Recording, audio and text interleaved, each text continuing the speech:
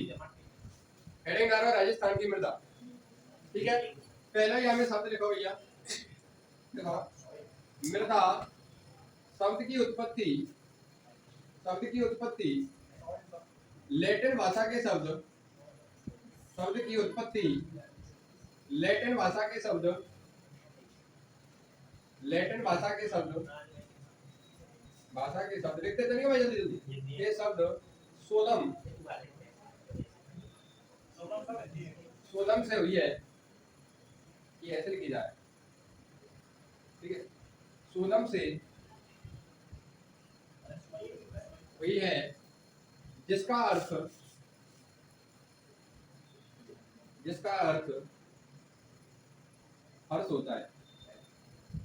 ये सोलम का अर्थ क्या है? हर्ष होता है। अगली लाइन लिखियो भाई, अगली लाइन लिखियो कि मृदा का अध्ययन, मृदा का अध्ययन, मृदा ये साइंस में पेड़ो बोले हैं, क्या बोले हैं? पेड़ो। और अध्ययन बोले लॉजी। ठीक है, तो मृदा का अध्ययन क्या करावे भैया? मृदा का अध्ययन क्या करावे? ये पेड़ो प्लस लॉजी, लॉजी माने रे कोई चीज के पीछे लॉजी जुड़े हो तो आपका मतलब रे अध्ययन, और पेड़ो मतलब मृदा। अगर जोड़ के बोलेंगे तो यहाँ हमको आ जाएगी पेडोलॉजी। एग्जामिनर में कई बार पूछो कि मृदा को भैया अध्ययन का खिलाफ है हमारा पेडोलॉजी। अगला लिखियो, अगला लिखियो कि प्रत्येक या प्रतिवर्ष, प्रतिवर्ष 5 दिसंबर को विश्व मृदा दिवस, विश्व मृदा दिवस के रूप में, के रूप में मनाया जाता है।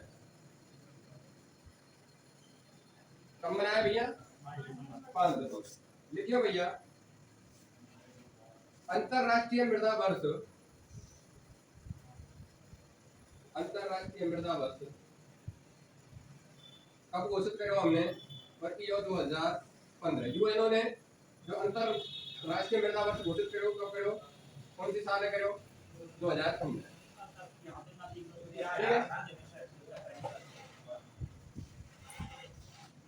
इतने पीछे बैठे आगे भी तो आ सके, याद आ सको। ठीक है भैया जल्दी जल्दी। मृदा शब्द की उत्पत्ति कौन से शब्द से हुई है? सोलम शब्द से हुई है। को अर्थ कार्य हर्ष रे की शब्द रे के तो है लैटिन भाषा का। यहाँ में पूरी लाइन में इंपोर्टेंट क्या है? लैटिन भाषा। ठीक है, अध्ययन का खिलाफ है यहाँ पेडोलॉजी। प्रति वर्ष मृदा दिवस कब मनाया जाए? 5 दिसंबर के। और अंतरराष्ट्रीय मृदा दिवस कब हो? 2015। ठीक है, ये तो है मृदा की बेसिक बेसिक ऊपर से जानकारी। ठीक है भैया, अब देखो, देखो मृदा में, मृदा के कुछ रोग हैं या मृदा में ऐसी चीज जिनके कारण मृदा में कमी आवे, तो उन घटना ने लिख लो। पहले लिखो मृदा का अपर्दन, पहले लिखो मृदा का अपर्दन।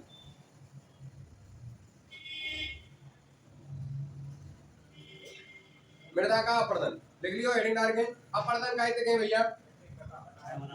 अपर्दन कहें कि मिट्टी को एक स्थान से दूसरे स्थान पर पहुंचना, या एक स्थान से दूसरे स्थान पर जाना, या एक स्थान से दूसरे स्थान पर स्थानांतरण। ठीक है, कहलाता है मिट्टी का अपर्दन कहलाता है।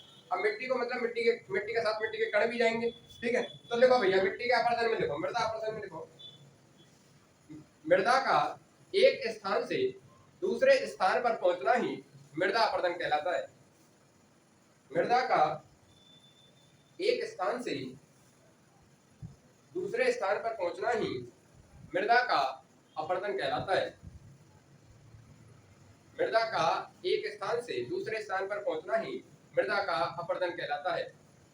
नीचे हमें लिखो मृदा अपर्दन को, मृदा अपर्दन को कृषि का, मृदा अपर्दन को कृषि का क्षय रोग, क्षय रोग, क्षय रोग हम अपने यहाँ टीवी से बोले, ठीक है, क्षय रोग, क्षय रोग या रेंगती हुई मृत्यु, या रेंगती हुई मृत्यु, ठीक है, काय को भैया कि मृदा अपरदन को कृषि का क्षयरोग या रंग हुई मृत्यु कहा जाता है। और यह लाइनें इंपोर्टेंट कर ली नो, एग्जाम में पूछ सको साहब कृषि की मृत्यु या कृषि को क्षयरोग कहते हैं हम मृदा अपरदन के। अभी मृदा अपरदन दो तरीका करे, ठीक है। अगला देखो मृदा अपरदन का वर्गीकरण, मृदा अपरदन का वर्गीकरण। अब मृदा अपरदन भैया दो तरीका से हो सके, एक तो जल के द्वारा और दूसरा वायु के द्वारा। और कोई माध्यम है जाते कि हम मृदा एक जगह से दूसरे स्थान पे पहुंच जाए? आपके दिमाग में आ रहा हो कोई माध्यम भाई? या तो मिट्टियां उड़ा के हवा ले जा सके या फिर पानी बहा के ले जा सके, ठीक है। दूसरा आ रहा हो कि साहब हम ही भर के और डालते रहे, तो की कोई मृदा अपरदन थोड़ी है, ठीक है, समझ रहे हो। हाँ, मृदा अपरदन का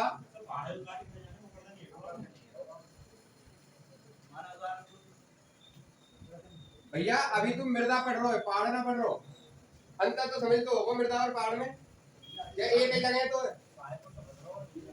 लिखो भैया वायु अपरदन,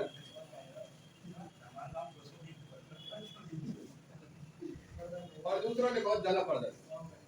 वायु अपरदन और दूसरों लिखो जल अपरदन,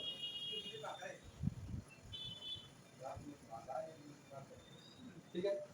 वायु अपरदन कहते हैं भैया, पहली हेडिंग डालेंगे वायु अपरदन। कहते हैं वायु अपरदन कि वायु के माध्यम से मृदा का एक स्थान से दूसरे स्थान पर जाना ही का कहलाता है भैया वायु अपरदन, ठीक है। और जल के माध्यम के द्वारा मृदा का एक स्थान से दूसरे स्थान पर जाना ही का कहलाता है जल अपरदन, ठीक है। ये तो है कि परिभाषा, तो पहली परिभाषा देखो वायु अपरदन की। वायु अपरदन में देखो कि वायु के द्वारा मृदा का एक स्थान से दूसरे स्थान पर पहुंचना ही का कहलाता है वायु अपरदन कहलाता है।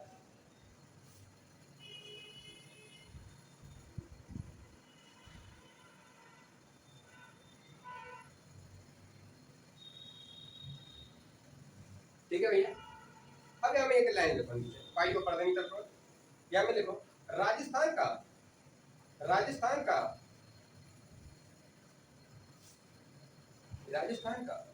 अधिकांशतः भाग या अधिकांश भाग, राजस्थान का अधिकांश भाग वायु अपरदन से ग्रसित है। राजस्थान का अधिकांश भाग वायु अपरदन से ग्रसित है। और कौन सा भाग ग्रसित है भैया? हमारा पश्चिमी राजस्थान को, ठीक है। एक घटना हुए वायु अपरदन की जाते हम मरुस्थलीकरण के या मरुस्थल को मार्च के, मरुस्थल को मार्च माने कोई चीज को आगे बढ़ना, ठीक है। और मरुस्थलीकरण को मतलब है मरुस्थल ही धीरे धीरे आगे की ओर बढ़ रहा है, मतलब ये जो बालू का स्तूप है ये मिट्टी उड़ा के दूसरी जगह पे ले जाए, जिसके कारण वहां को क्षेत्र कैसो है वहां बंजर भूमि के समान है, ठीक है। वहां सर्वाधिक बंजर भूमि हमें राजस्थान के पश्चिम क्षेत्र में मिलेगी, वहां एक कम वनस्पति मिलेगी, वहां को रीजन की है, ठीक है। अब यहाँ में लिख लियो कि राजस्थान को अधिकांश भाग का है वायु अपरदन से ग्रसित है। तो यहाँ में नीचे लिखेंगे नोट चार के कि पश्चिमी राजस्थान में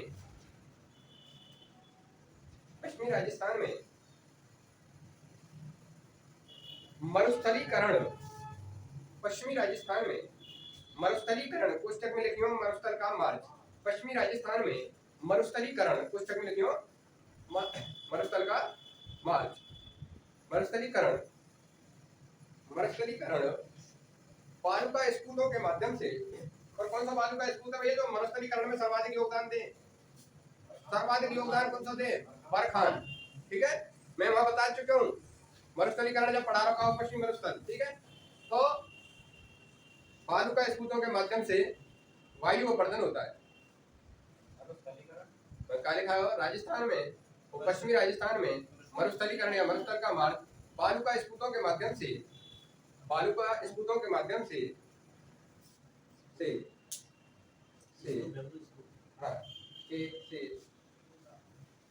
होता है, बस इतना समझ लो आप। जो ये मरुस्थलीकरण है रोकाई काई के आगे हमें बस वह मरुस्थलीकरण की दिशा जरूर लिखनी है दोबारा से। मरुस्थलीकरण की दिशा कैसी है भैया हमारे राजस्थान में? बताओ कोई कैसी दिशा है? राजस्थान में जो मरुस्थलीकरण की दिशा है तो यह हिसाब दे दिया। तो बताओ इधर कौन सा राज्य है राजस्थान को? इधर कौन सा राज्य है? इधर कौन सा राज्य है भैया? हरियाणा। तो आजकल जो राजस्थान को सर्वाधिक जो मरुस्थल का विस्तार हमें कौन से राज्य में देखने को मिल रहा है? हरियाणा में। तो मरुस्थलीकरण की दिशा कैसी है भैया? दक्षिण पश्चिम से उत्तर पूर्व। एग्जामिनर ऐसे ही कथन पे से प्रश्न बनावे, ठीक है। तो इन चीजों ने याद रखियो। इधर जब पढ़ रहे हो तो इधर को राज्य कौन सा पड़ेगा, ये इतना ऊपर के थोड़ी जा रहे हो। तो इधर तो गंगानगर हनुमानगढ़ आ गई या इंदिरा गांधी नहर आ गई, अब रुक गए वहां तो ये इधर जा रहे हैं। तो इधर ये चूर उसी का जुजुनुमा लिख रहे हैं, तो कौन सा राज्य है। तो या की दिशा लिख लो, मरुस्थलीकरण की दिशा दक्षिण पश्चिम से उत्तर पूर्व। और मरुस्थलीकरण के नहीं, एक प्रसिद्ध स्थान है राजस्थान को, कोई बताएगा। मैं पिछली क्लास में बता चुका हूँ, नाचना गांव। नाचना गांव सम तहसील जैसलमेर, ठीक है। ये घटना सब यहाँ की है, पिछली बार में पढ़ा चुका हूँ। अब हम लिखेंगे भाई कि राजस्थान में सर्वाधिक वायु अपर्दन जैसलमेर जिले, राजस्थान में सर्वाधिक वायु अपर्दन जैसलमेर जिले तथा न्यूनतम वायु अपर्दन धौलपुर जिले में देखने को मिलता है। राजस्थान में सर्वाधिक वायु अपर्दन जैसलमेर जिले तथा न्यूनतम वायु अपर्दन धौलपुर जिले में देखने को मिलता है। या पूरे वायु अपर्दन में तो दो ही चीज इंपॉर्टेंट है, ठीक है। एक तो ये जिले, समझ रहे हो, एक तो जिले इंपॉर्टेंट कर लीजिए। एक बार मरुस्थलीकरण की अभिक्रिया है, ठीक है। वहां समझ लीजिए मरुस्थलीकरण की दिशा कौन सी है, वह है का प्रभाव मरुस्थलीकरण है का जो सर्वाधिक योगदान दे रहा है, कौन सा वायु का स्रोत है, बरखान है। वह की दिशा कौन सी है, दक्षिण पश्चिम से उत्तर पूर्व। और कौन से राज्य की ओर गमन है रोहा को, हरियाणा की, ठीक है। तो इन चीजों ने याद रखिए। अब देखो भैया अगला जल अपर्दन। जल के माध्यम से मृदा का एक स्थान से दूसरे स्थान पर जाना ही का कहलावे भैया जल अपर्दन। अब बताओ मोए, थोड़ा सा सोच के बताइयो कि जो जल है जल का माध्यम कैसे होगा। जल या तो नदी के रूप में होगा या वर्षा के रूप में होगा, और वो वर्षा ही नदी को निर्माण करेगा। बहुत सी बात भाई, अगर पहाड़ी क्षेत्र पे अधिकांश वर्षा है रही है तो पहाड़ी क्षेत्र पे तो जो नदी के रूप में ही तो निकलेगी। या को मतलब काय के साथ तो ये जल अपर्दन है ना। अब ऐसा तो है ना कि यहाँ तालाब और तालाब में जल अपर्दन है भाई, तालाब तो स्थिर है। या को मतलब गतिशील पानी होगा, समझ में आई। जहां जल है गतिशील होगा वहीं का होगा जल अपर्दन होगा। क्यों, क्योंकि गतिशील जल के कारण ही तो मृदा बह के जाएगी, समझ रहे हो। अब ऐसी कंडीशन बस एक ही तरह है सके, या तो सब नदी से सके चाहे नहर से सके, समझ रहे हो। या तो नदी से सके चाहे नहरों के द्वारा है सके। पर हमारे यहाँ जो जल अपर्दन ज्यादा देखने को मिले वो मिले बस एक नदी पे, कौन सी नदी पे, चंबल नदी, ठीक है। और वो चंबल नदी हमारे राजस्थान के कौन से भाग में, उत्तर में, दक्षिण में, दक्षिण पूर्व में या पूर्व में, तो दक्षिण पूर्व में, ठीक है। चंबल नदी कहाँ है, हमारे दक्षिण पूर्व। तो चंबल नदी जैसे ही एमपी से राजस्थान में प्रवेश करेगा है तो वहां को भाव ऐसा है कि कहीं जाए साथ लोरे दे, कहीं जाए साथ दे, कहीं एक संग सीधी गए तो मट्टी कहीं तक काट के इधर फेंक दे, कहीं इधर फेंक दे। तो वहां के कारण वहां बिहड़ भूमि का निर्माण है वो। और वहां क्या है कि क्योंकि पठारी क्षेत्र है, ऊंचो उठो नीचो उठो उठो हो, कहीं कहीं ज्यादा उठ रहो, कहीं नीचे उठ रहो, कहीं ज्यादा उठ रहो, ठीक है। यह हिसाब को क्षेत्र है, पठारी क्षेत्र है। अब नदी आ रही है भाव के कारण, तो जैसे ही जब नीचे गिरे का है, ऊपर से नीचे गिरे का है प्रभाव, जब पानी जल को ऊपर से नीचे गिरे तो कहना हम देखें झरना बन जाए। जब कोई चीज ऊपर से नीचे गिरेगी तो आपने देखा होगा जब बरसात हुए गांव में कच्चे मकान रहे और जब पनारे को पानी आवे ना, पनारो बोले जाते हैं आप है, तो नीचे की मिट्टी काट दे, समझ में आई। अगर एक लंबे समय तक चले तो नीचे की मिट्टी काट दे। तो ऐसे ही चंबल नदी तो बहुत समय से चल रही है, तो क्या उन मिट्टी ने काट के नाली सी बना दे। और यही है हम अब नाली का अपर्दन बोले, यही हम ऊपर से गिर रहे हैं तो ऊपर से गिरने के कारण यह लंबवत अपर्दन भी बोले। क्या बोले, लंबवत अपर्दन भी बोले। तो अब यहाँ में लिखो जल अपर्दन में, देखो राजस्थान के दक्षिण पूर्वी भाग, पुस्तक में लिखे हो हाड़ौती का पठार, राजस्थान के दक्षिण पूर्वी पठार या दक्षिण पूर्वी भाग, राजस्थान के दक्षिण पूर्वी भाग, पुस्तक में लिखे हो हाड़ौती का पठार, पठार में या दक्षिण पूर्वी भाग में चंबल नदी के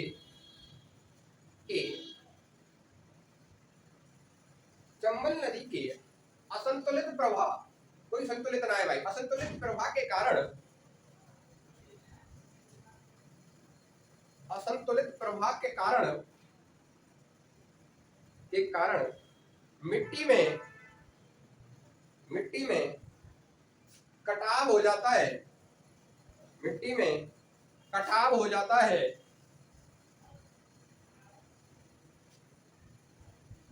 यही कटाव राजस्थान में अब नलिका अब नलिका अब नलिका या लंबवत अपवर्तन के नाम से जाना जाता है। देखो मैं फिर बता रहा हूँ कि हाड़ौती को पठार है अपने दक्षिण पूर्वी राजस्थान में, इधर की साइड में, ठीक है। अब जो हाड़ौती को पठार है, पठार ऊंचा भी रहे और कहीं कहीं नीचे भी रहे भाई, ऐसा नहीं है कि सेम एक ही समान हो भाई, कहीं ऊंचे होगा कहीं नीचे होगा। अब जहाँ वो ठेपे थे तभी नीचे गिरेगी, ठीक है, पर इधर उठे हुए बाकी इधर क्या है नीचे ही होती चली जाएगी, एक साइड उठे हुए फिर नीचे, यह हिसाब से हाड़ौती को पठार, समझ रहे हो। अब ऊपर से गिरती गिरती जब कोई आ रही है तो वो कटाव में क्या कर दे भाई, वो कटाव कैसे कर दे, नाली के समान कर दे, और नाली के समान ही कारण यहाँ को नाम पाया जाए अब नालिका अपवर्तन। और जब कोई चीज देखो यहाँ से और यहाँ गिर रही हो या हिसाब से गिर रही हो, समझ रहे हो कि साथ ई पठार है और ये नीचे को पठार को भाग है, और ई पाकी नदी है कौन सी, चंबल। जब यहाँ का पानी ऊपर से नीचे की साइड गिर रहा हो तो ये गिरेगो कैसे, एक लंब की तरह गिरेगो, इस कारण यहाँ कैसे कहें लंबवत बोले, पर जब ये गिरेगो का तो यहाँ की मिट्टी में कटाव कर देगो, ठीक है, और एक नाली को निर्माण कर देगो, और यही ये कहते हैं अविनालिका अपवर्तन। यहाँ को मतलब था कि ऊपर को उठे हुए भाग में जब नीचे के गिरेगी तो मिट्टी काट के आगे को बढ़ जाएगी, और यही ये काटेंगे हम या हिसाब से देखते तो काटेंगे लंबवत, और जब आगे के बढ़ेगी या हिसाब से देखेंगे काटेंगे। तो भैया या लेकिन बना दीजिए छोटो सा, अगर बना लो या लिख दीजिए, वैसे बना लीजिए, समझ में बन जाएगा कि पठारी भाग को कौन सा ऊपर को भाग, ठीक है, और नीचे, और ऐसी कंडीशन चलती रही कमल नदी की, फिर आ जाओ कहीं, फिर जैसे फिर दोबारा तो यहाँ गिरेगी, समझ में आई। तो क्योंकि जो पठार है उस या हिसाब से समझ रहे हो भाई, पठार है तो सीढ़ी दर सीढ़ी सो, अब सीढ़ी दर सीढ़ी है यहाँ पे करके आगे बढ़ के फिर यहाँ पे गिरेगी, ठीक है। तो ये अविनालिका अपवर्तन बन रही है, इन्हीं के कारण ये गर्त बन जाए, बड़े बड़े है खाई खड्डे बने पड़े, और इन्हीं खाई खड्डे में तो है चंबल के नाम से प्रसिद्ध हुई, यहाँ डाकू जाके छिप जाए, इसलिए चंबल का डांग क्षेत्र के नाम से प्रसिद्ध हो, समझ रहे हो। हाँ देखो ये जल्दी देखो, समय ना देखो, जलापर्दन लिख लियो, कौन सी नदी के कारण हुए, चंबल नदी के। अब लिखो राजस्थान में सर्वाधिक अविनालिका अपवर्तन कौन से जिले में हो भैया, कोटा जिले में होता है। राजस्थान में सर्वाधिक अविनालिका अपवर्तन या लंबवत अपवर्तन कौन से जिले में देखने को मिले हमें, कोटा जिले में। और कौन सी नदी के कारण हुए सर्वाधिक, चंबल नदी और उसकी सहायक नदियों के कारण। जब नदी चलेंगी तब बताओ, देख लियो भैया, दोबारा बोलूं कहां से बोलूं बता, देखो जलापर्दन क्या है भैया, हाँ तो राजस्थान में चंबल नदी के कारण, राजस्थान में चंबल नदी के कारण सर्वाधिक जलापर्दन देखने को मिलता है। राजस्थान में चंबल नदी के कारण सर्वाधिक अपवर्तन देखने को मिलता है। चंबल नदी के प्रवाह से, चंबल नदी के प्रवाह से यहाँ की मिट्टी में कटाव कटाव कटाव होकर वह एक नाली के रूप में प्रवाहित होती है, जिसे हम काटे भैया अविनालिका अपवर्तन या लंबवत अपवर्तन, क्योंकि समझा दियो, देखो ऐसे गिरेगो तो लंबवत है, फिर आगे चल के फिर गिरेगो तो लंबवत है, पर चल कैसे रहो एक नाली के रूप में चल रहा है, तो अविनालिका। सर्वाधिक अविनालिका अपवर्तन राजस्थान में कौन से जिले में है, कोटा जिले में है। अब ठीक है भैया, अब अगला लिखो, अगला लिखो, यही को देखो, यही को एक पार्ट है अविनालिका अपवर्तन, एक नोट डाल कर लिख लीजिए, या जलापर्दन कोई भाग रही है, चादरी अपवर्तन, चादरी अपवर्तन, चादरी अपवर्तन, ठीक है। चादरी अपवर्तन कार्य भैया, चादरी अपवर्तन रेखा है, कार्य भैया चादरी अपवर्तन कोई बताएगा मुझे, चादरी अपवर्तन रे, आपने चादरी बनो चादर थे, चादरी जो शब्द बने कायदे बने चादर थे, तो जब हमारे जो पहाड़ी एरिया रहता है इन पे मिट्टी ढकी रहे, और जब बरसात होगा है तो मिट्टी कालिया में ये भावा के नीचे लिया में, और ई का कहलावे भैया चादरी अपवर्तन, जो पहाड़ी क्षेत्र पे जो मिट्टी की चादर ढकी रखा है वह वर्षा को जल का है नीचे बहा के लानो ही का कहलावे, क्योंकि बहा के लेके नो ही का करो अपवर्तन कहलावे, तो ई का कहलावे सादरी अपर्दन कहलावे। तो लिखो अभी, देखो पर्वत एवं पहाड़ी क्षेत्रों में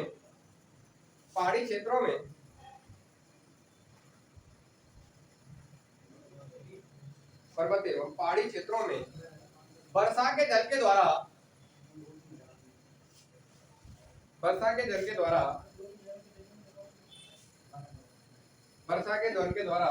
पर्वत एवं पहाड़ियों की मृदा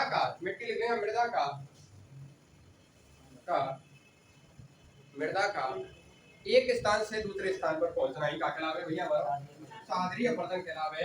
और यहाँ मैं लिखी हूँ, यह राजस्थान में सर्वाधिक, अब जहाँ राजस्थान में सर्वाधिक ऊंचाई होगी वहीं ज्यादा मिलेगी। यह राजस्थान में सर्वाधिक सिरोही जिले में देखने को मिलता है। वैसे तो सिरोही के बाद राजसमंद में भी मिले, फिर एक ही जरूर लिख लो। यह राजस्थान में सर्वाधिक सिरोही जिले में,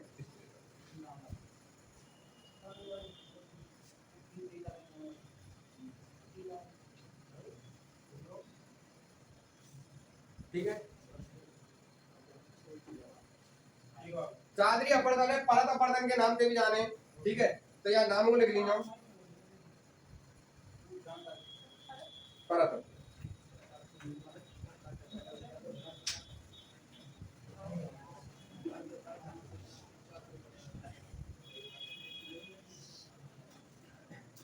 वह काट ही भैया, परत नहीं, या परत अपर्दन यहाँ में करियो।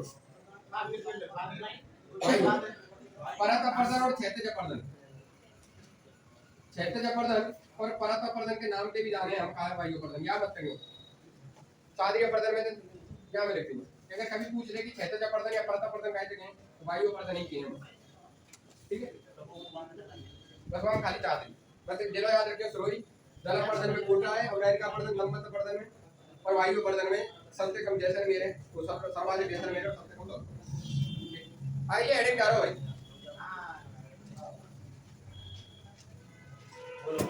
देखो अपर्दन के कारण, अपर्दन के कारण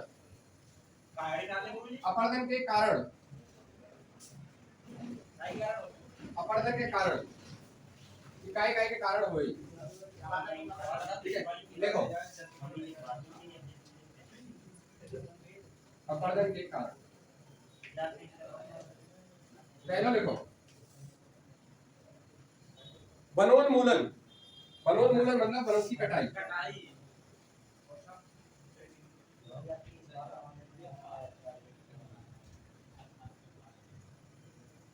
अति पशुचारण,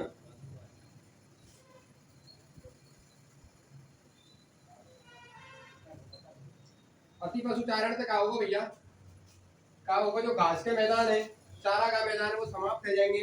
और जब घास की क्या है, जड़ का मिट्टी पकड़ रहा थे, जब घासें समाप्त हो गई तो मिट्टी की क्या पकड़ खत्म हो जाएगी, और मिट्टी एक स्थान से दूसरे स्थान पे गमन करना स्टार्ट कर देगी। समझ में आई, ठीक है। तो जितनी वनस्पति होगी मिट्टी उतना ही संग्रहित होगी, इकट्ठी होगी भाई जगह पे, ठीक है। देखिए भैया आपकी पशुचारण घटना का हो गया थे,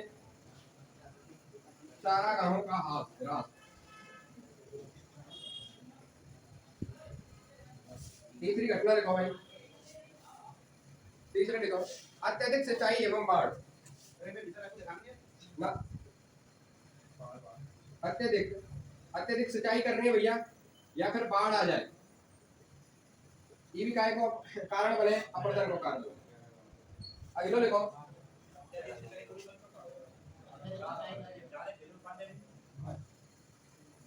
मतलब हम आगे की घटना पढ़ेंगे ना, जो सेम या दलाली करता है ना, तो उन चीजें याद रखिए। देखो बाढ़ आ जाएगी तो भी पानी बढ़ रहा है, और हम ज्यादा से ज्यादा पानी को यूज कर रहे हैं, सिंचाई कर रहे हैं, तो ऐसा तो कि जैसे सब कर रहे हो भाई। इस आधार पे देखें तो भी मृदा को ही ह्रास होगा, कि कहीं ना कहीं मृदा आएगा, पानी भरे रहेगा तो मिट्टी इधर उधर से जाएगी। क्योंकि आगे जो देखो आज जो तुम सिंचाई कर रहे हो, आने वाली कंडीशन में कौन सी स्थिति बनेगी, वो आधार पर का बन जाएगी, हमारी मृदा अपर्दन को भी कारण बनेगी, ठीक है। आप जैसे गांव के बाहर जो खेतन में देखो, जिनमें कई समय पे ज्यादा पानी की सिंचाई करी, या फिर अब वो नीचे है और उनमें आप पानी भरे हुए रहे, ठीक है। ऐसे क्षेत्र रहे जिनमें पानी भरे हुए रहे हमेशा, उनमें कोई भी फसल नहीं हो, ठीक है, तो उस समस्या के अपर्दन में ही आ जाए।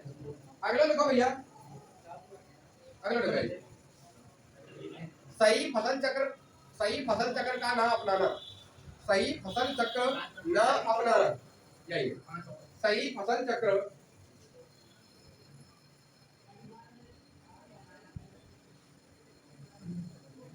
ना अपनाना।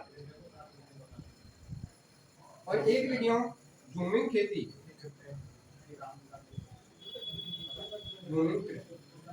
झूमिंग कृषि कार्य था, हम बयान में आग लगा दें, काट दें और एक अब यहाँ कर ले खेती, फिर यहाँ छोड़ कर आगे चले गए वहां के काटी पीटी और वहां आग देके फिर चले गए, तो ये भी कहावत है भैया हमारा मृदा अपरदन के कारण है। ठीक है, ठीक है। अब अगला हेडिंग डालो भाई, अगला हेडिंग डालो, मृदा की सेम या जलाधिकता या जल अधिकता की समस्या, मृदा की सेम मृदा, अगला डालो भैया, मृदा की सेम या जलाधिकता की समस्या, ठीक है भैया।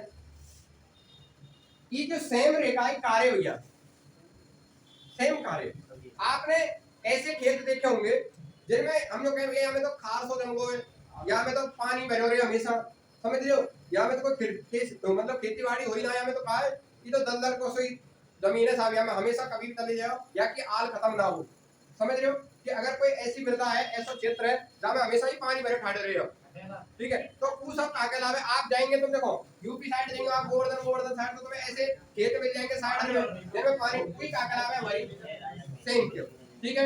अब हमारा कंडीशन का बन है कि जो हमारा पश्चिमी राजस्थान है, पश्चिमी राजस्थान को जो नीचे की जो परत है, मैं बता रहा हूँ तुम्हें कि नीचे की परत में काय की चूने की परत है, नीचे का है जैसे ऊपर सतह है और सतह के नीचे का है चूना है, दो प्लेट है।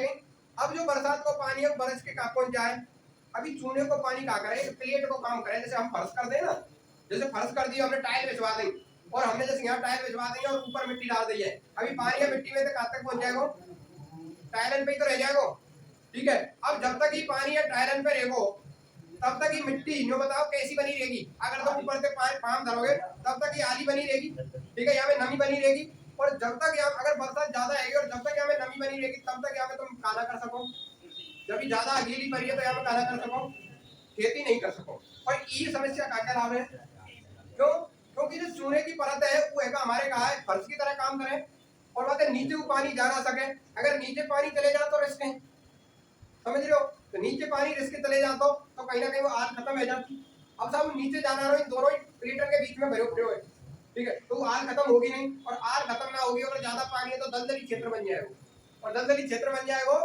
तो वहां कौन सी समस्या आएगी, हम पढ़ चुके हैं, हम पश्चिम मरुस्थल में यही के एक छोटा कारण पढ़ चुके हैं, चाहे हम रन या टाड़ के नाम से भी जाने, वहां को भी निर्माण ऐसे ही हुए, समझ रहे हो, तो बस इतना ही समझ रहे हो भैया सेम और कार्य। पर ये राजस्थान में, अपने राजस्थान में सर्वाधिक कहाँ देखने को मिले, तो ये हमें देखने को मिले इंदिरा गांधी नहर परियोजना के कारण गंगानगर और हनुमानगढ़ में, कि इंदिरा गांधी नहर आ रही है, वो पानी या मात्रा में ला रही है, बहुत मात्रा में, और वहां को क्षेत्र कहा वो चूनों की परत है, ठीक है, तो वहां अब ऐसी कंडीशन है गई है कि उन क्षेत्रों में कहना है साहब खेती नहीं है, बहुत सी ऐसी जगह है जिन पर हम खेती ना कर सके क्योंकि वहां दलदल को निर्माण है, समझ में आए। अब वहां साहब हमें यहाँ को उपचार करना चाहिए, तो उपचार के लिए क्या करें, समझ में आए, तो उपचार के लिए फिर एक ही है कि हम ऐसा तो है ना कि साहब नीचे की प्लेट है जो चूने की प्लेट है हटा देंगे, भाई वो तो हटा लो, मुश्किल है ही नहीं, तो हम क्या कर सके साहब, जो ये पानी है या बाहर निकाल लें, भाई ये सतह है, समझ रहे हो, फिर मिटा दो मैं, और ये चूने की परत है, इनके मध्य जल है, अभी नीचे तो जा नहीं सके, ठीक है, हम ऐसा नहीं क्या कर सके प्लेटर तोड़ दें और नहीं से चले जाए तक तोड़ दे बोलेंगे, पर हम एक उपाय जरूर है हमारे पास, हिसाब कैसे भी करके ये जले हम खा लें,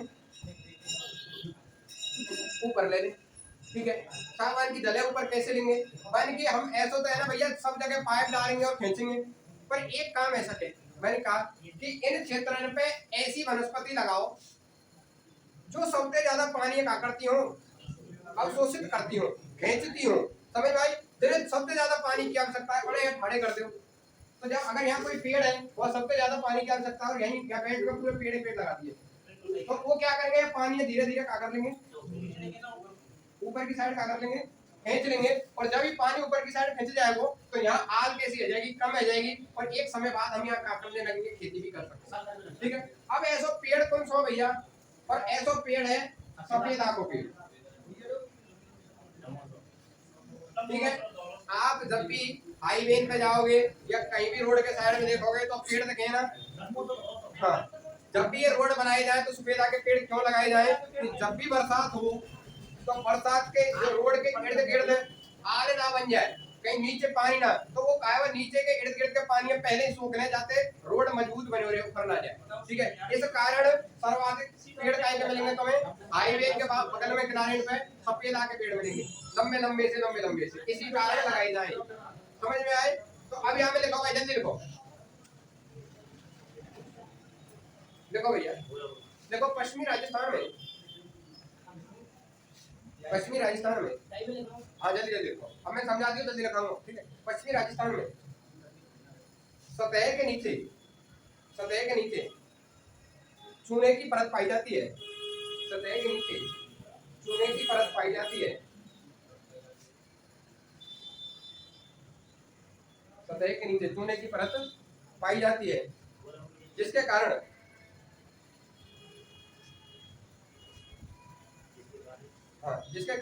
इस क्षेत्र में अधिक जल होने पर जिसके कारण इस क्षेत्र में अधिक जल होने पर मतलब अगर यहाँ अधिक जल लिया में अधिक जल होने पर वह जल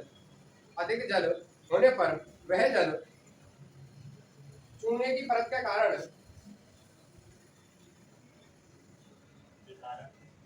के कारण जमीन में अत्यधिक गहराई तक नहीं पहुंच पाता है जमीन में अत्यधिक गहराई तक नहीं पहुंच पाता है जिससे वहां दलदली क्षेत्र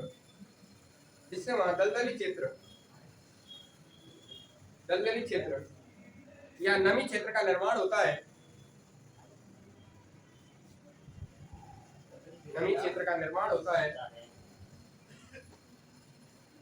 जिसे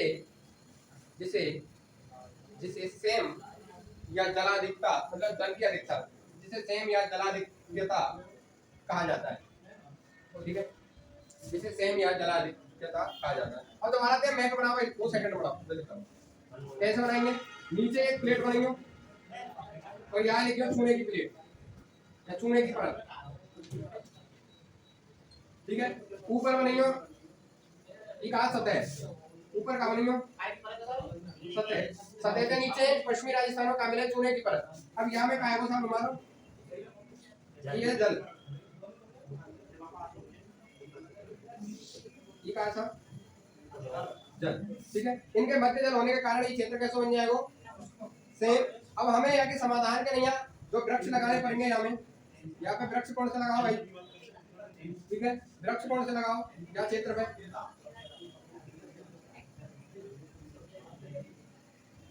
वृक्ष लगाओगे तो इनकी जड़ आ जाएंगी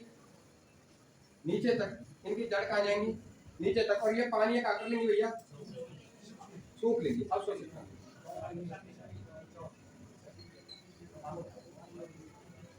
ठीक है ये पेड़ काय को भैया पेड़ काय को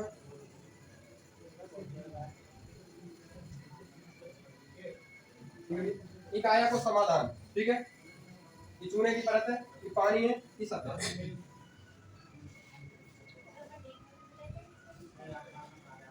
ना ठीक पश्चिमी राजस्थान देखो भाई जल्दी देखो राजस्थान में आईजीएनपी यानी इंदिरा गांधी नहर परियोजना आईजीएनपी के कारण गंगानगर में हनुमानगढ़ जिले में सर्वाधिक सेम की समस्या व्याप्त है इम्पोर्टेंट या नोट डालेंगे भैया एक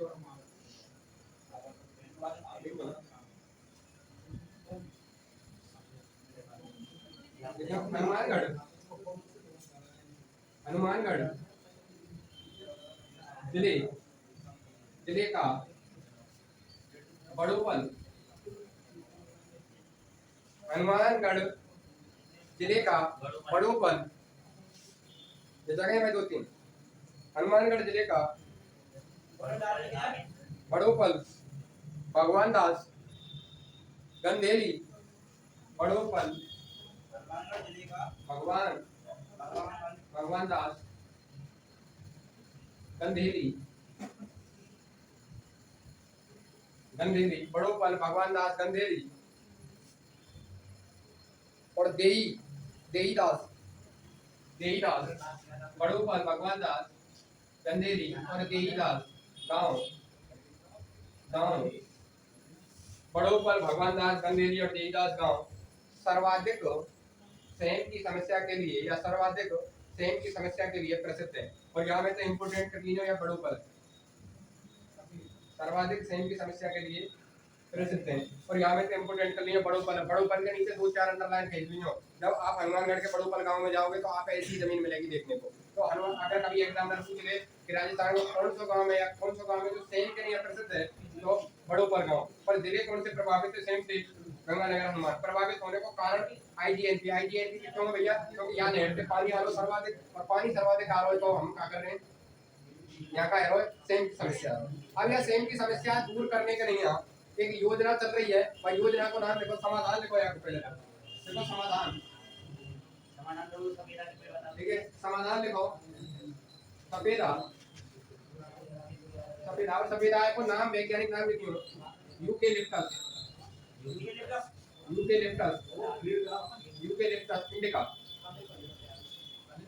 इंडिका। सफेदा को वैज्ञानिक नाम वेरी इंपोर्टेंट है यूकेलिप्टस इंडिका, ठीक है। जो कि एक ऑस्ट्रेलियन पादप है, जो कि एक काको पेड़ हो भैया जो कि एक ऑस्ट्रेलियन पादप है। ऑस्ट्रेलिया से लाया गया वही पादप यहाँ हमारे ऑस्ट्रेलिया का ऑस्ट्रेलियन पादप है, ठीक है भैया ऑस्ट्रेलियन पादप है। एग्जाम में पूछ रहे हो यह सफेदा को वैज्ञानिक नाम का है यूकेलिप्टस इंडिका और यहाँ को कौन से देश से लाए हुए हो? ऑस्ट्रेलिया से लाए हुए ऑस्ट्रेलियन पादप है, ठीक है। अब यहाँ में नोट डाल के लिखिए एक योजना देखो इंडो डच जल निकासी परियोजना। इंडो डच जल निकासी परियोजना यह समाधान में चल रही है भैया। इंडो डच जल निकासी परियोजना, ठीक है। कब स्टार्ट हुई भैया? 2003 के। और सहयोग कौन को है? सहयोग करता देश कौन है भैया? आपको सहयोग कौन कर रहा है? सहयोग में लिखियो नीदरलैंड, सहयोग में लिखियो नीदरलैंड देश, ठीक है। सहयोग में लिखियो कब स्टार्ट हुई है? 2003 के। सहयोग कौन मतलब पैसा कौन दे रहा है योजना के लिए? नीदरलैंड, ठीक है। तो यहाँ में अब एक लाइन लिखियो इस योजना के द्वारा हनुमानगढ़ में सफेदा के पेड़ लगाए जा रहे हैं। इस योजना के द्वारा हनुमानगढ़ जिले में सफेदा के पेड़ लगाए जा रहे हैं। इस योजना के द्वारा हनुमानगढ़ जिले में काय के पेड़ लगाए जा रहे हैं भैया? सफेदा के पेड़ लगाए जा रहे हैं। सफेदा के पेड़ क्यों लगाए जा रहे हैं पता होगी, क्योंकि सफेदा ऐसा पेड़ है जो सर्वाधिक जल अवशोषित करे। सर्वाधिक अवशोषित करने के कारण यह क्षेत्र में हनुमानगढ़ में सर्वाधिक कौन से पेड़ लगाए जा रहे हैं? सफेदा के पेड़ लगाए, ठीक है। और कौन सी योजना चलाई जा रही है? इंडो डच कब चल रही है? 2003 से सहयोगकर्ता कंट्री नीदरलैंड, ठीक है। अगला हेडिंग डालो, मृदा का वर्गीकरण।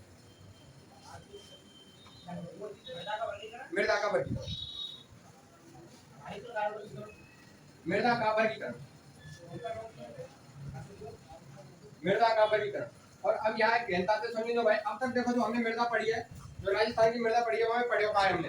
दोबारा सुन लो, हमने बस इतना पढ़ा कि मृदा शब्द की उत्पत्ति सोलम लैटिन भाषा के शब्द से हुई है। दूसरा बात सोलम शब्द को अर्थ का है, अर्थ है, ठीक है। और जो मृदा है, मृदा दिवस कब मनाई जाए? प्रतिवर्ष। और अंतरराष्ट्रीय वर्ष कब मनाए, ठीक है। उसके बाद हमने क्या पढ़ो कि अपर्दश पढ़ो। अपर्दन बताइए दो तरीका के, जल और वायु। जल अपर्दन हमारे यहाँ चंबल नदी के कारण और कोटा जिले में। वायु अपर्दन जैसलमेर में बांध का स्फुटन के कारण, जहाँ मरुस्थलीकरण बोले, मरुस्थल अपने हरियाणा साइड बढ़वा दक्षिण पश्चिम से उत्तर पूर्व की ओर। जैसलमेर में सर्वाधिक, धौलपुर में न्यूनतम, जबकि जल अपर्दन कोटा में सर्वाधिक। यही अवनाली का अपर्दन बोले वायु अपर्दन है, क्षैतिज अपर्दन बोले या परत अपर्दन बोले। यही जो अगर पहाड़ी क्षेत्रण पे जो मृदा है वो मिट्टी नीचे बहाया जाएगा बरसात में, तो वह हम बोले सागरीय अपर्दन और कुएं सुरोई में। वाके बाद हमने सेम की समस्या पढ़ी है। सेम की समस्या का मतलब क्या है कि सर पश्चिम राजस्थान में क्या है कि सतह के नीचे चूने की परत है, चूने की परत के कारण पानी नीचे नहीं जा पा रहा, ज्यादा गहराई में ना जाने के कारण इनके बीच में पानी के कारण दलदली क्षेत्र बन गए।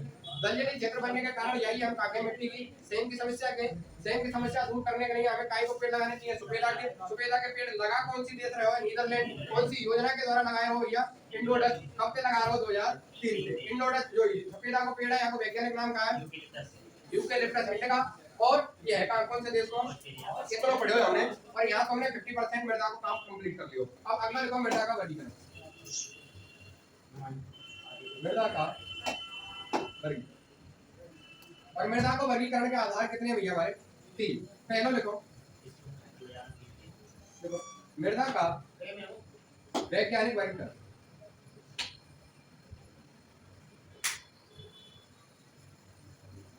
दूसरा लिखो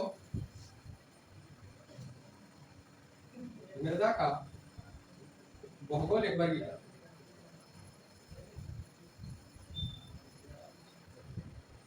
और तीसरा लिखो कृषि विभाग या भारत कृषि विभाग, भारत कृषि विभाग के द्वारा मृदा के द्वारा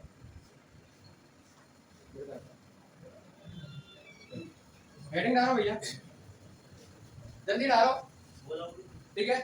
हेडिंग डालो मृदा का वैज्ञानिक वर्गीकरण, मृदा का वैज्ञानिक वर्गीकरण, ठीक है। और मृदा का वैज्ञानिक वर्गीकरण लिखो या नीचे लाइन देखो भैया, मृदा का वैज्ञानिक वर्गीकरण, ठीक है। और मृदा के वैज्ञानिक वर्गीकरण में लिखो कि इसे नवीन वर्गीकरण भी कहा जाता है। इसे क्या कहते हैं भैया, नवीनतम या नवीन वर्गीकरण कहा जाता है, नवीन वर्गीकरण भी कहा जाता है।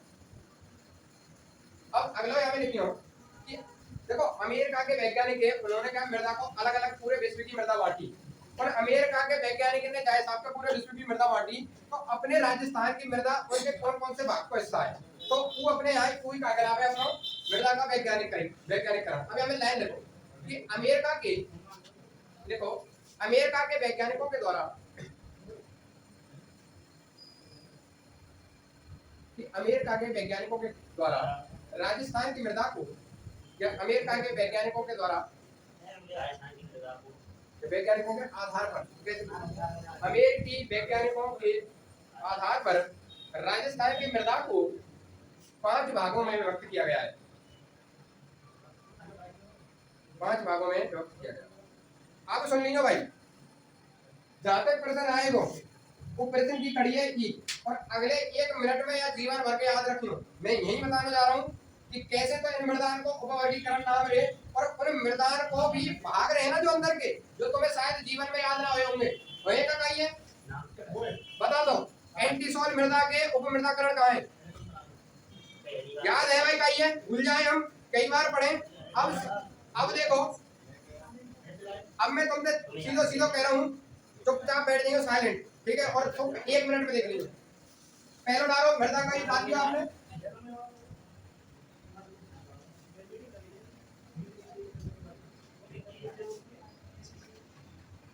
मृदा का वैज्ञानिक वर्गीकरण। आप एक आकर लो भैया, सबसे पहले अगर कभी भी आप मृदा का वैज्ञानिक वर्गीकरण की समस्या है, सबसे पहले आप राजस्थान बनाना है। और राजस्थान कैसे बनाओगे, मैंने कई बार बताया हो तुम्हें,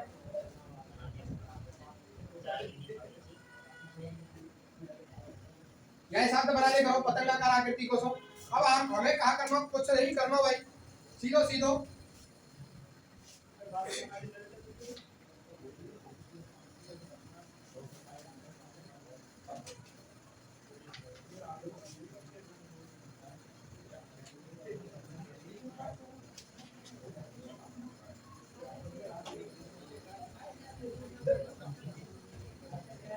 देखो जब भी आप मृदा को वैज्ञानिकरण पढ़ना पड़े तो आप राजस्थान बना सको, आराम से बना सको, कोई बड़ी चीज नहीं। अब हमें राजस्थान, बस हमें दो चीज याद रखनी है हमेशा यहाँ कि साहब एक तो यहाँ सिरोही होगा और एक यहाँ जालोर होगा, ये दो पॉइंट लगेंगे। सिरोही होगा सिरोही से जस्ट ऊपर जालोर होगा, और जैसे ही जालोर दिखे यहाँ पे थोड़ा सा और ऊपर चलेंगे, जालोर से एक थोड़ा सा सिरोही के ऊपर, और जालोर से जस्ट ऊपर के मतलब हल्का सा ऊपर चलेंगे ना। हमें एक सिरोही थोड़ा सा नीचे छोड़ के सिरोही के ऊपर रखना है और जालोर के ऊपर रखना है, ठीक है, ऐसे रख देना। बस हमें करना क्या है, इधर हमें पता है कि इधर जालोर है और जालोर के नीचे सिरोही है, दो पॉइंट लगा देने, इनके बीच में गैप लगा के थोड़ा सा ना। अब हमें ई जो ये सीधो यहाँ पे ले जाके सीधो इधर से यूं निकाल देना, ठीक है, जहां हमने सिरोही पे लगाया ई एन यूं निकाल देना। समझ में आई? नहीं समझ में आ रही?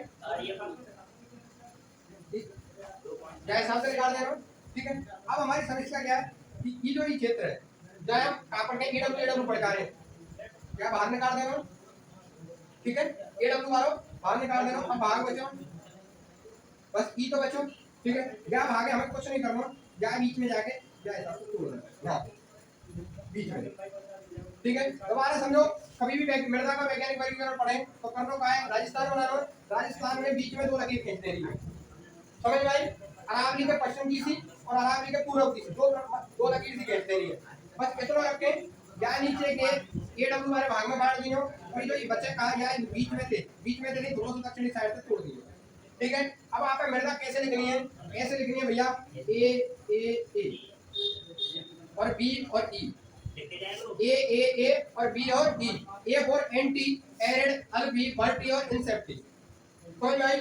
या हिसाब से बनी हो triple A B E, triple A B E, triple A B E, triple A B E, anti arid अल्फी, एंटी एरिड अल्फी, या का मतलब सर्वाधिक क्षेत्र में एंटी मिलेगी, ठीक है। और ये देखो ई कौन से क्षेत्र में मिलेगी, शुष्क और अर्धशुष्क में, पर ज्यादातर अर्धशुष्क में कौन सी मिलेगी, ई कौन सी मिलेगी, और आर्द्र जलवायु वाले क्षेत्र में, ये अति आर्द्र वाले जलवायु में, और इधर ही पर्वत वाली है, ये उपाद्र वाले जलवायु में, ठीक है। तो इनके ये नाम लिख रहे हैं बस, ठीक है। अब देखो कैसे याद करो, राजस्थान मृदा का वैज्ञानिक वर्गीकरण, राजस्थान में नहीं हो, तीन भागों में तोड़ दियो, ट्रिपल ए लिख दियो, A for anti, A for anti, anti soil, soil को मतलब मृदा, दूसरा को एरिडो, एरिडो सोल, और तीसरी को अल्फी सोल, या को नाम वर्टी सोल और या को नाम है ना। अब देखो भैया, हमें ये नाम है ना, ये तो हमें एक राह तो हमें छोड़ो, जो भी पढ़ने में समय याद है, थोड़ा सा याद है जाएगा। समस्या कहाँ है, इनको उपमृदाकरण आवेगो, इनको कहा आवेगो उपमृदा, इनकी जो उपमृदा है साहब की एंटी सोल के भाग कौन से हैं, एरिडो सोल के भाग कौन से हैं, ठीक है, अल्फी सोल के भाग कौन से हैं, और वर्टी सोल के भाग कौन से हैं। तो इन्हें एक बार लिखेंगे हम जल्दी, और फिर मैं तुम्हें बताऊंगा। अभी तो मैं ऐसे ही लिख रहा हूँ, कोई से भी है कहीं भी, पहली हो स्ट्रक्चर, दूसरा प्रोमे स्ट्रक्चर,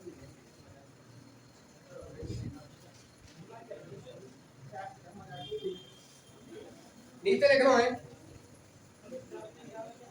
उसको क्रैप्टस, उसको क्रैप्टस,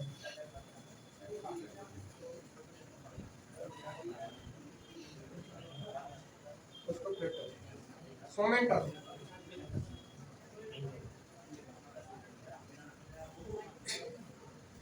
यूवेंट,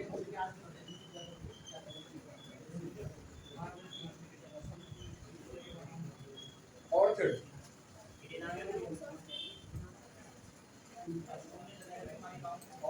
देख भैया 1 2 3 4 5 भाग है ना, मैं दो लिख रहा हूँ, और हैप्लू,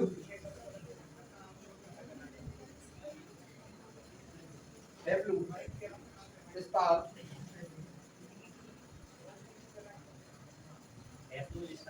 अब मुझे एक बात बताओ भाई, तुम सब में तो बताओ, ये आगे और इनमें से 3 रह गया 4 रह गया, एक निकाल के पूछ लिया जाएगी कौन से को भाग है, बता दोगे, बता दोगे, बताइए कौन से को भाग है, ई कौन से को है, ई है। अब सुनो भाई, तुम्हारे समस्या का है ई तो है, ठीक है। हिसाब में याद कैसे होंगे? अब यहाँ से अब स्टार्ट होगा खेल कि मृदा का वैज्ञानिक वर्गीकरण। जब भी मृदा को वैज्ञानिक वर्गीकरण पढ़नो पर है, राजस्थान को मैप बनाई हो और 1 2 3 लाइन कहती हो और ट्रिपल ए लिख दी हो, ए और बी और ई। ए फॉर एंटी एरिडो अल्फियर वर्टी और इंसेप्टी। अब देखो खेल समझो भाई। अब सुनो काय थे बी थे बनो वर्टी, ठीक है।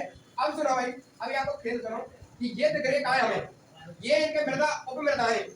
अब एक चीज सुनो, इनके नाम के पीछे के दो वर्णन पकड़ो, इनके सबके नाम के पीछे के दो वर्णन पकड़ो। जैसे यहाँ टा है, या इनके पहले एक एक वर्ण देखो, टा है, टा है, पा है, टा है और टा है, ठीक है। अब हमें पता हो सब टाटा तीन है, तो टाते अगले अगले अगले वर्ण ढूंढ लो। टाते अगलो ना है, या टाते अगलो आर है, मतलब या टा को संबंध आर थे और या टा को पा थे।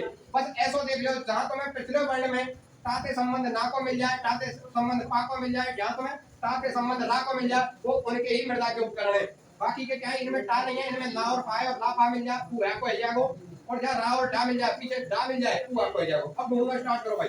एंटी ना और टा कहां है, ना और टा इनमें से देखो कौन से में, देखो लास्ट वाला वर्ड कहां है बताओ, देखो पा और टा, ठीक है। तो सीधो एक भी दिक्कत मत लो कि काय कहेंगे इनके एरिडो मतलब डा कहां है, डा देखो इनमें कहां है लास्ट में, या साथ छोड़ दिए साथ से पहले लास्ट में देखो कहां है, ठीक है। या देखो पा कहां है, कौन से वर्ण में पा है, ठीक है। यहाँ में देखो टा के ऊपर रा कौन से वर्ण दिख रहा हो तुम्हें,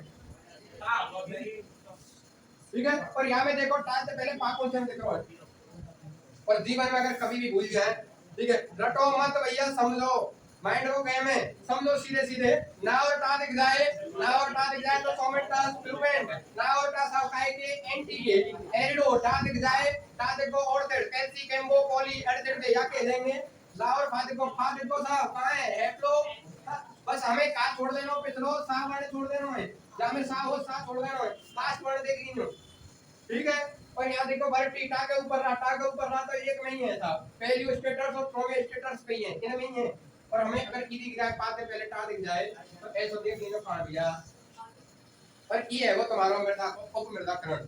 और जीवन में जाते जब भी प्रश्न आवे कहा है सब गलत करें, एग्जाम को प्रेशर इतना हो रही है, आज के बाद आ जाए प्रश्न तो हंसियो भाई एक तो, और मैं धैर्य से देखियो कहीं हंस जाए और फिर भी गलत कराओ, देखियो एक बार। हाँ ना और टा, ना और टा, ना टा ना, ठीक है। डा डा मेरे को पा पा मेरे को, टा और रा, टा और रा, टा और रा मेरे को, और पा और टा कहां है भैया, ठीक है। बस इतना याद रखियो, जब ये टा में तो टा से पहले के और एक वर्ण और देखना है एक समझ, पर इनके बाद तो कोई है ही ना, क्योंकि ये तो अलग अलग है। एफ ये कही है और डा ये कही है, क्योंकि ये तीन है, ये टा बराबर है ना तीन, तो तीनों टा में पहचान कैसे करेंगे, तो टा से पहले ले लो या टा में पहले ले लो या टा से, ठीक है।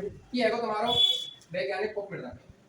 फिर दोबारा से बता रहा हूं, तीन भाग में बांटियो, ए बी और ई, और दोबारा से लिख लीजिए। अब दोबारा देख लीजिए, ना और टा मिल जाता हूं, या के टा मिल जाए तो, और फिर के ला और फा मिल जाए तो, फा दिख जाए तो खाली, और टा के ऊपर रा दिख जाए तो, ठीक है। और ऐसे दिख जाए टा से पहले पा दिख जाए तो।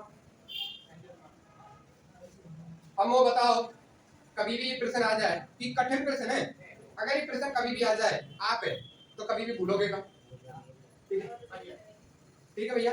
और अब कल करें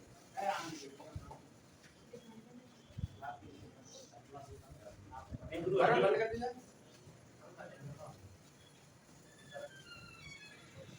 हम है हम काट लेंगे।